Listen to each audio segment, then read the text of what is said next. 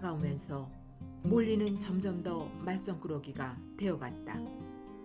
그녀는 아침마다 일터에 지각하고 늦잠을 잤다고 변명했으며 식욕이 왕성하면서도 이상하게 몸이 아프다고 투덜댔다. 온갖 구실을 대고 일터를 빠져나와 물 웅덩이로 가 물에 비친 자신의 모습을 멍청하게 바라보며 서 있곤 했다. 그러나 그보다 더 심각한 일이 있다는 소문도 돌고 있었다. 어느 날 몰리가 긴 꼬리를 흔들면서 건초 한 입을 씹으며 기분 좋은 걸음걸이로 한가로이 마당에 들어서자 클로버가 그녀를 한쪽으로 데려갔다. 몰리, 너한테 진지하게 할 말이 있어. 오늘 아침에 네가 동물농장과 폭스우드 농장 사이의 울타리를 넘겨다보는 걸 봤어. 필킹턴 씨의 일꾼 한 사람이 울타리 너머에 서 있더군. 멀리 떨어져 있었지만 상당히 분명히 볼 수 있었는데 그 사람이 너에게 말을 걸면서 네 코를 쓰다듬던걸? 그게 뭘 의미하는 거지? 몰리? 그 사람은 그러지 않았어. 난 그러지 않았다고. 그건 사실이 아니야. 몰리는 펄쩍 뛰면서 발로 땅을 긁으며 소리쳐 말했다. 몰리, 날 똑바로 봐. 그 사람이 네 코를 어루만지지 않았다는 것을 명예를 걸고 말할 수 있어? 그건 사실이 아니야. 몰리는 같은 말을 되풀이했지만 클로버의 얼굴을 똑바로 쳐다보지는 못했다. 그리고는 다음 순간 발을 돌려 들판으로 달려가 버렸다. 클로버에게 어떤 생각이 떠올랐다. 다른 동물들에게는 아무 말도 안 하고 그녀는 몰리의 마구간으로 가서 발굽으로 집더미를 들춰보았다. 집더미 아래에는 각설탕 덩어리들과 여러 가지 색깔의 리본 다발들이 숨겨져 있었다. 3일 후에 몰리가 사라졌다. 몇 주 동안 그녀의 행방에 대해 아무 소식도 없다가 비둘기들이 윌링턴의 반대쪽에서 그녀를 보았다고 보고해왔다. 어떤 술집 밖에 세워진 검정색과 빨간색으로 칠한 날렵한 이륜마차의 굴대를 메고 있더라는 것이었다. 술집 주인처럼 보이는 치크무늬 바지를 입고 각반을 찬 뚱뚱하고 얼굴이 불그레한 남자가 몰리의 코를 쓰다듬으며 각설탕을 먹이고 있었다고 한다. 그녀는 털을 새로 깎고 앞머리에 진홍색 리본을 달고 있었다. 그녀는 행복해 보였다고 비둘기들은 말했다. 어떤 동물도 다시는 몰리 이야기를 꺼내지 않았다. 1월이 되자 날씨가 몹시 추워졌다.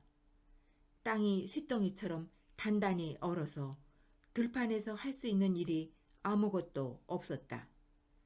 큰 헛간에서는 여러 차례 회의가 열렸고 돼지들은 다가올 계절에 할 일을 계획하기에 여념이 없었다. 다수결로 비준을 받아야 하기는 하지만 다른 동물들보다 월등히 똑똑한 돼지들이 농장 정책의 모든 문제를 결정한다는 것에는 아무 이견이 없었다.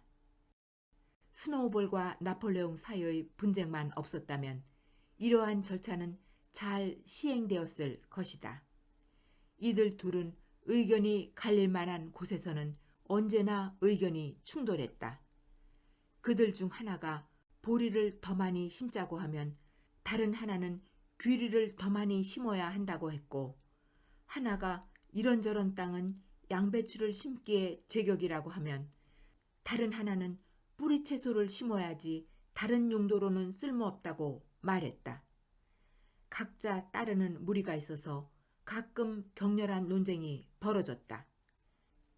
집회에서는 스노우볼이 유창한 연설로 다수의 지지를 받고 이기는 경우가 많았지만 틈틈이 자기를 지지해달라고 유세하는 데에는 나폴레옹이 한 수 위였다. 나폴레옹은 양들에게 특히 인기가 있었다. 최근의 양들은 시도 때도 없이 네 발은 선하고 두 발은 악하다고 매거렸는데 이 때문에 집회가 자주 중단되곤 했다.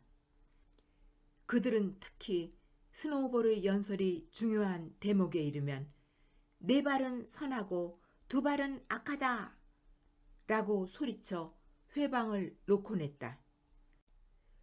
스노우볼은 자신이 농가에서 찾아낸 농부와 목축업자, 가을호 몇 권을 면밀히 연구한 끝에 많은 개혁안과 개선안을 생각해내었다.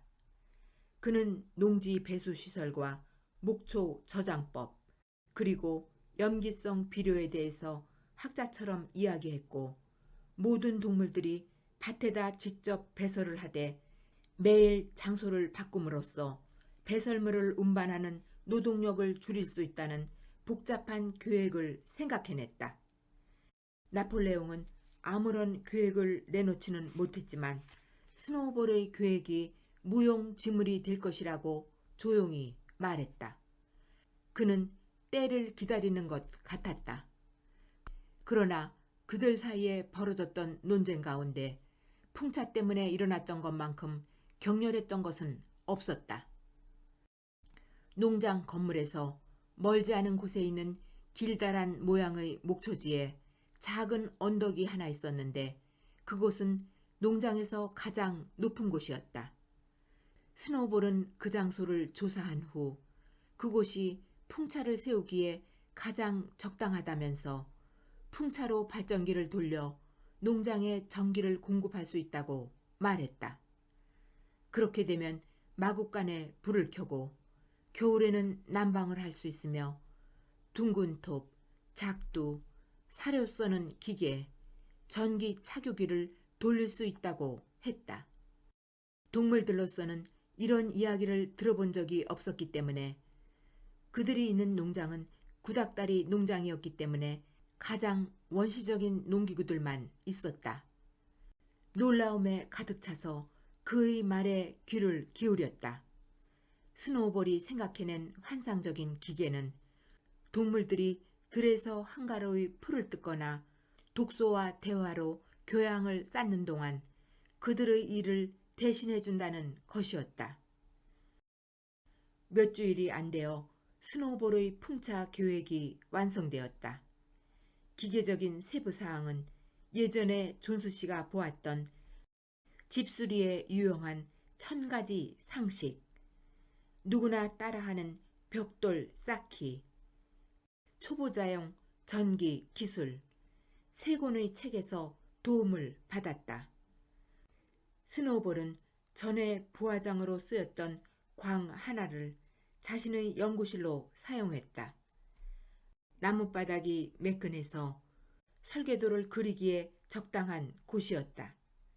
그는 한번 그곳에 들어가면 몇 시간이고 틀어박혀 있었다. 책이 접히지 않게 돌로 눌러서 펴놓고 발가락 사이에 분필을 끼고는 날렵하게 왔다 갔다 하면서 수없이 많은 선들을 그으며 흥분에 못 이겨 킁킁거렸다. 계획은 서서히 L자형 손잡이와 톱니바퀴로 이루어진 복잡한 덩어리 형태가 되어가면서 바닥의 절반 이상을 뒤덮고 있었다. 다른 동물들에게는 전혀 이해할 수 없는 그림들이었지만 모두들 깊은 인상을 받았다. 모든 동물들이 하루에 한 번은 스노우볼의 설계도를 보러 왔다.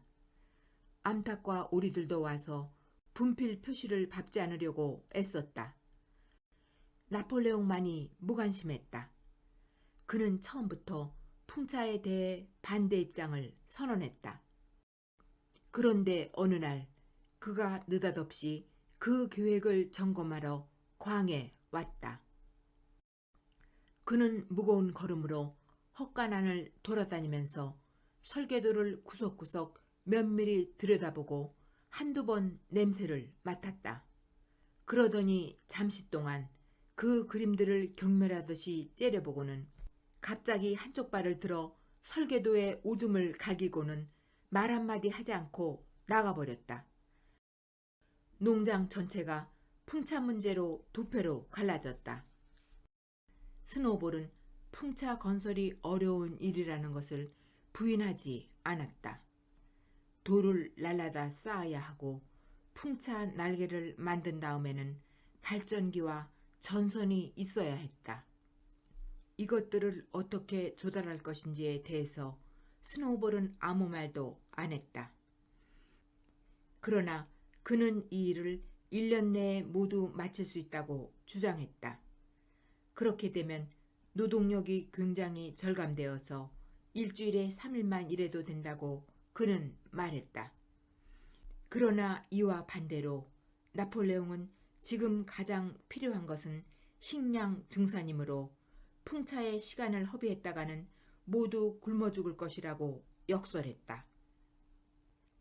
동물들은 스노우볼에게 투표해서 주 3일 노동을 과 나폴레옹에게 투표해서 배부른 식사를 이라는 구호 아래 두 패로 나뉘었다. 어느 쪽에도 가담하지 않은 유일한 동물은 당나귀 벤자민 뿐이었다.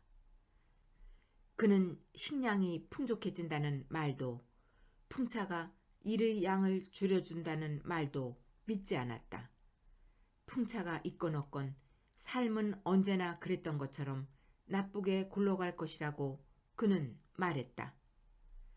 풍차 분쟁 말고도 농장을 지키는 문제가 있었다. 인간들이 외양간 전투에서 패하기는 했지만 농장을 탈환해서 존수씨를 다시 주인으로 앉히기 위해 또다시 보다 결정적인 시도를 하리라는 점은 다른 동물들도 충분히 인식하고 있는 일이었다. 인간들의 패배 소식이 나라 전역에 퍼져 인근 농장에 있는 동물들이 예전보다 반항적으로 되었기 때문에 사람들이 그렇게 할 이유는 충분했다. 언제나처럼 스노우볼과 나폴레옹의 의견은 엇갈렸다. 나폴레옹의 말에 따르면 동물들은 화기를 구해서 사용법을 익혀야 한다는 것이었다. 스노우볼은 더 많은 비둘기들을 날려보내서 다른 농장에 있는 동물들이 반란을 일으키도록 선동해야 한다고 했다. 나폴레옹은 스스로 방어하지 못하면 정복되고 말 거라고 주장했고 스노우볼은 도처에서 반란이 일어나게 되면 그들은 스스로를 방어할 필요도 없을 거라고 주장했다. 동물들은 처음에는 나폴레옹의 말에 귀를 기울였다가 그 다음에 스노우볼의 말을 듣고는 어느 쪽이 옳은지 갈피를 잡을 수가 없었다. 사실 그들은 언제나 당장 연설하고 있는 쪽에 동의하고 있었다. 마침내 스노우볼의 설계도가 완성되는 날이 왔다. 다음 일요일 집회에서 풍차 건설을 시작할 것인지 말 것인지를 표결에 붙이기로 했다. 동물들이 큰 헛간에 모이자 스노우볼이 일어나서 가끔 양들이 매하고 우는 소리에 방해를 받아가며 풍차 건설의 이유를 설명했다. 그러자 나폴레옹이 일어나서 반박했다. 풍차는 바보 같은 짓이므로 그 계획에 찬성하지 말라는 충고를 하고 그는 바로 자리에 앉았다.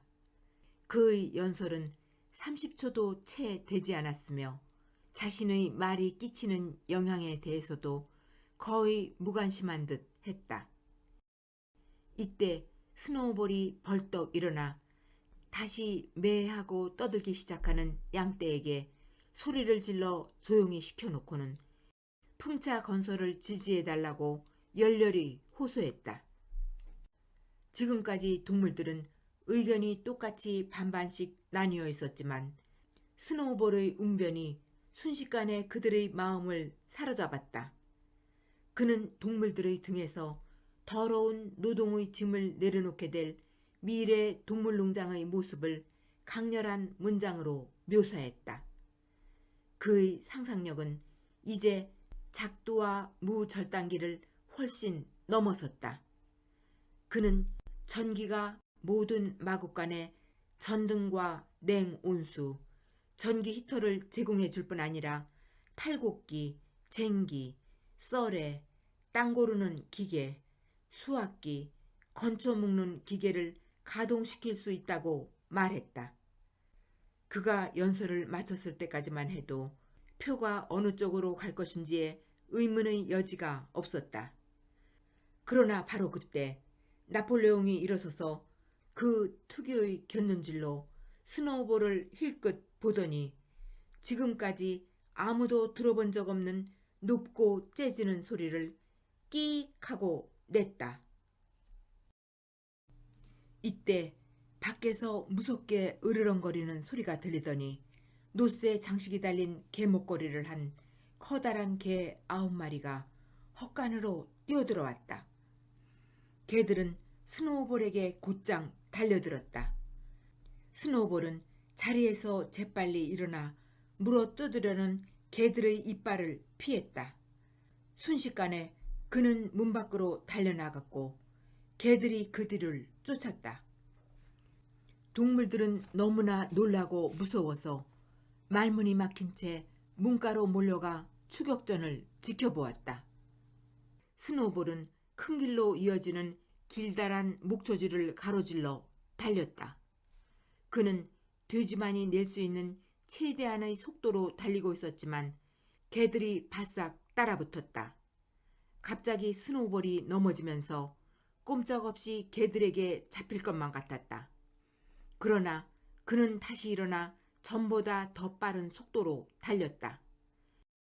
개들도 다시 그와의 거리를 좁혀갔다. 개들 중 한 마리가 스노우볼의 꼬리를 거의 무는가 싶었지만 스노우볼은 그 순간에 꼬리를 털어 개의 이빨을 피했다. 그리고는 나뭇잎을 다해 뛰었고 개들과는 불과 몇 인치 차이로 울타리 구멍을 빠져나가 자취를 감추었다.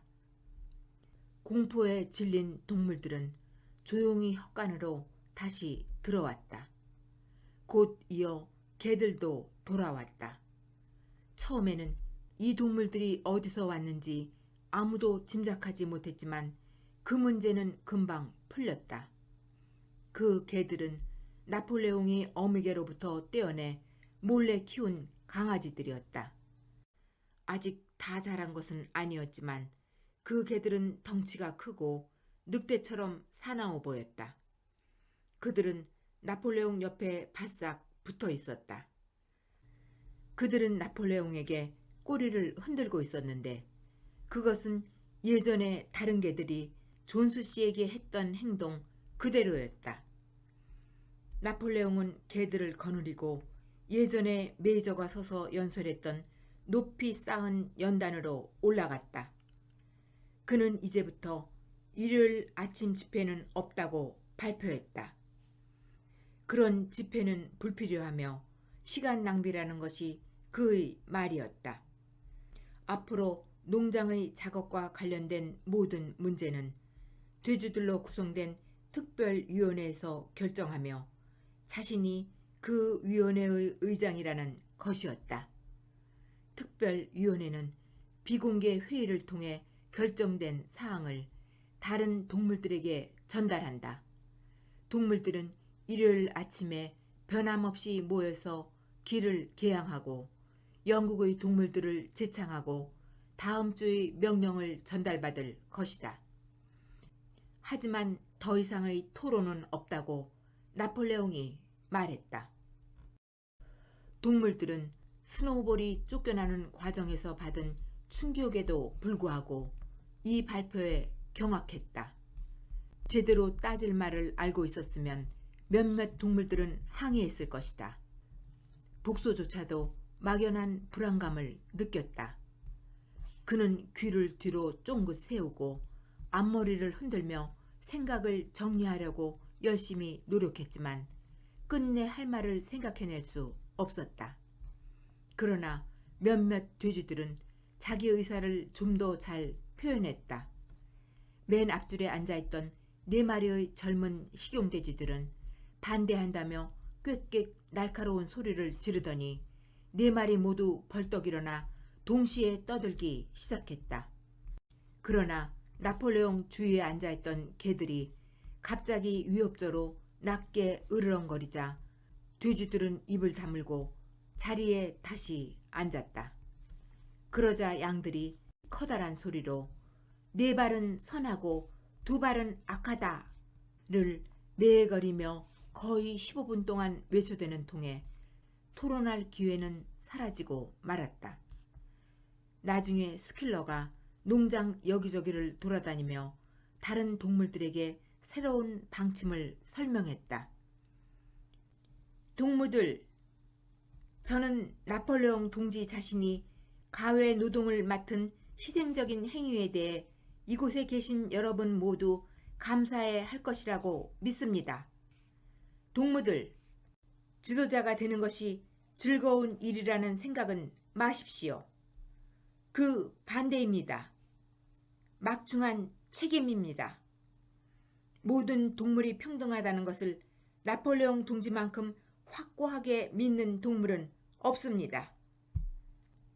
여러분들 스스로 결정을 내리게 할 수 있다면 그는 더없이 기뻐할 것입니다.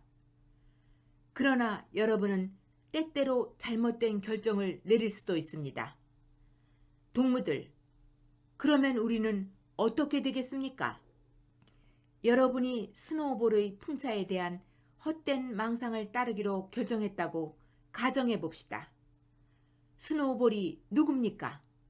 우리도 이미 알고 있다시피 그는 범죄자나 다름없습니다. 그는 외양간 전투에서 용감하게 싸웠소. 라고 누군가가 말했다. 용감한 것으로는 충분하지 않습니다. 라고 스퀼러가 대답했다. 충성과 복종이 더 중요합니다. 그리고 외양간 전투에 대해서는 스노우볼의 역할이 지나치게 과장되었음이 밝혀질 날이 올 것이라 믿습니다. 동무들, 규리요, 강철 같은 규리요. 그것이 오늘의 표어입니다.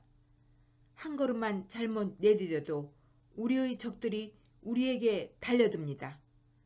동무들, 존스가 돌아오기를 여러분은 분명히 원하지 않죠? 이번에도 이 주장에 아무도 대답할 수 없었다. 동물들이 존스가 돌아오기를 원하지 않는 것은 분명했다. 만일 일요일 아침에 하는 토의가 존스를 돌아오게 할 우려가 있는 것이라면 그 토의는 마땅히 중단되어야 한다. 이제 여러 가지 일들을 충분히 생각해본 복서가 나폴레옹 동지가 그렇게 말했다면 그게 옳겠지요. 라고 동물들의 일반적인 느낌을 밝혔다. 그리고 그때부터 그는 내가 좀 더 일한다 는 자신의 좌우명에 덧붙여서 나폴레옹은 항상 옳다 라는 금언을 추가했다.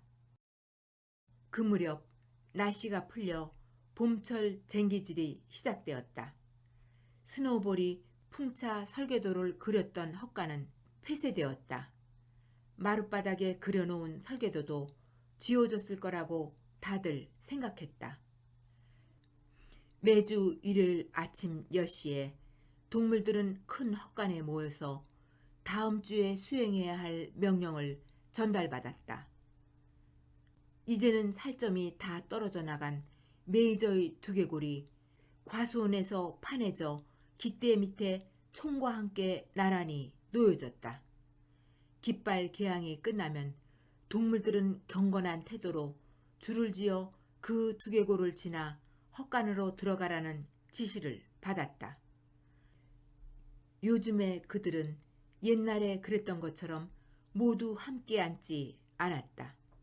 나폴레옹이 스퀼러와 시를 쓰고 작곡하는데 탁월한 재능을 지닌 미니무스라는 돼지와 함께 높은 연단 앞에 앉으면 9마리의 젊은 개들이 반원형으로 그들을 둘러쌌고 그 뒷줄에 다른 돼지들이 앉았다. 나머지 동물들은 헛간의 핵심부에 앉아있는 그들을 마주보고 앉게 되어 있었다. 나폴레옹이 군인 같은 거친 태도로 다음 주의 명령을 읽으면 동물들은 영국의 동물들을 한번 부른 후 해산했다. 스노우볼이 쫓겨난 후 맞는 세 번째 일요일에 동물들은 나폴레옹이 결국 풍차를 건설하기로 했다는 발표를 듣자 약간 놀랐다. 나폴레옹은 마음이 바뀐 이유에 대해서 한마디도 하지 않고 이 가외 업무가 매우 힘든 작업이며 식량 배급을 줄여야 할지도 모른다고 경고했다. 그러나 풍차의 설계도는 마지막 세부사항까지 모두 준비된 상태였다. 돼지들로 구성된 특별위원회가 지난 3주간 그 작업을 해왔다는 것이었다. 풍차 건설은 다른 여러 개량 사업과 함께 2년이 걸릴 것으로 예상되었다. 그날 저녁 스큘러는 사적으로 모인 자리에서 나폴레옹이 풍차를 정말로 반대했던 것은 아니라고 다른 동물들에게 설명했다. 오히려 맨 처음 그걸 주장한 것은 바로 나폴레옹이었으며 스노우볼이 부화장 마룻바닥에 그린 설계도도 사실은 나폴레옹의 서류에서 훔쳐간 것이라고 했다. 사실 풍차는 나폴레옹의 발상이라는 것이었다. 그렇다면 그는 왜 풍차 계획에 그토록 강경하게 반대했느냐고 누군가가 물었다. 이 부분에서 스큘러는 아주 교활해 보였다. 그는 그것이 나폴레옹 동지의 책략이었다고 대답했다. 나쁜 영향을 미치는 위험인물인 스노우볼을 제거하기 위한 책략으로서 자신이 풍차에 반대하는 것처럼 보이게 했다는 것이었다. 이제 스노우볼이 제거된 이상 풍차 계획은 스노우볼의 방해를 받지 않고 진행해 나갈 수 있을 것이라는 말이었다. 스큘러는 이런 걸 전술이라고 한다고 말했다. 그는 동무들 전술이요 전술 이라고 여러 번 반복해서 말하면서 즐거운 듯 웃는가 하면 깡총깡총 뛰며 꼬리를 털었다. 동물들은 그 말이 무슨 뜻인지 잘 몰랐지만 스큘러가 너무나 설득력 있게 말하고 마침 그 자리에 함께 있던 개 3마리가 매우 위협적으로 으르렁거리는 바람에 더 이상의 질문 없이 그의 설명을 받아들였다.